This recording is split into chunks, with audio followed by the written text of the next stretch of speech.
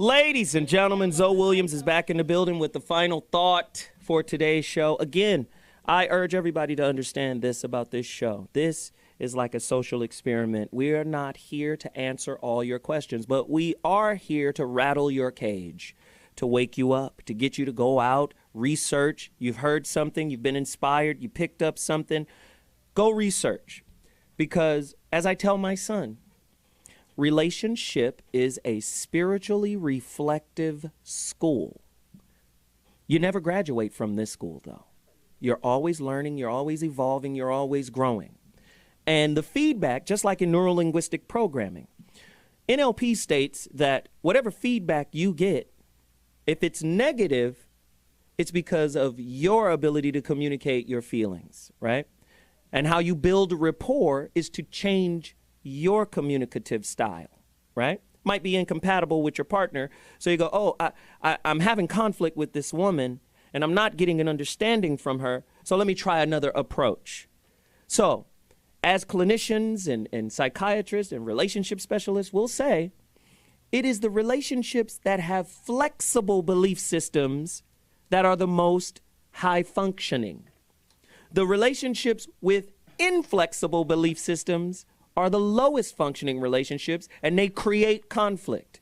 If you want a good relationship, you got to have a toolbox full of conflict resolution tools. That is the #1 prerequisite for successful relationships, conflict resolution ability. And guess what? That doesn't mean your relationship's always going to work. That doesn't mean the tools are always going to work. See, here's a couple of tools. Sharpening your listening skills. We all know that, right?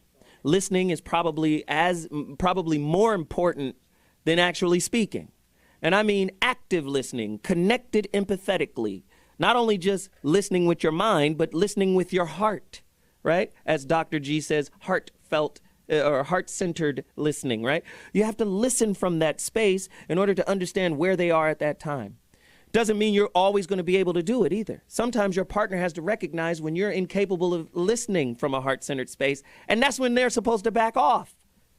Sometimes, no, it's about what I want, right? So, listening skills. The next step, approaching the conflict in relationship as a team.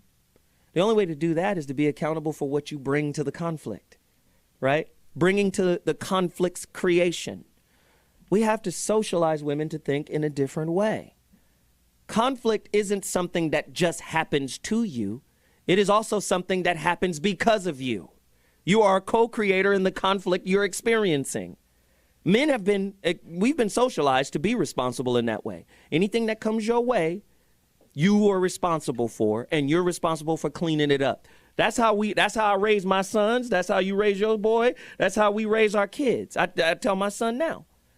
So I'm not saying women are responsible for all violence in relationship, and I'm not saying that the numbers are staggering in terms of men being violent towards women. But what I'm saying is women have more power than they think, and I think they marginalize their power when they automatically position themselves as the victim, right? Solange was not a victim in that goddamn elevator. She wasn't. But we laughed that off as if, oh, he's supposed to take that. I'm trying to tell you right now, women are in a renaissance period, and they need to understand that they got to change faulty, limiting beliefs about their relationships, or they'll continue to experience that which they don't want to. But it takes accountability to get to that space. I'm Zoe Williams, and that's my final thought.